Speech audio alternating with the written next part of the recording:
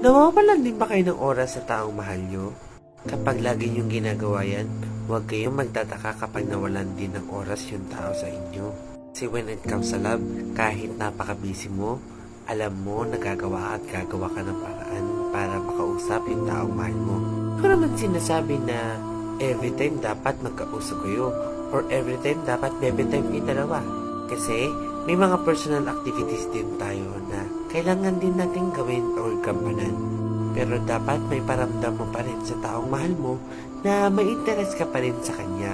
Na simpleng message lang, alam mo na mapapasaya mo na siya. Lalo na kung alam mo sa sarili mo na ikaw lang yung kinakausap niya or ikaw lang yung ine-entertain niya. Kasi minsan kasi nakakapagod na din na siya na lang yung laging naghahabol sa'yo or siya na lang yung nagbibigay ng oras sa'yo. Pero kapag napagod yon, for sure, ikaw naman ang maghahabol sa kanya. Kapag ikaw naman yung naghahabol sa kanya, for sure, mahihirapan ka ding habulin siya. Or mas worse pa nga, baka nasa iba na yung atensyon at panahon niya na dapat na ibinibigay niya sa'yo na hindi mo pinahalagahan. Kaya kapag mahal mo yung tao, dapat bigyan mo pa rin siya ng atensyon at panahon kahit napaka-busy mo.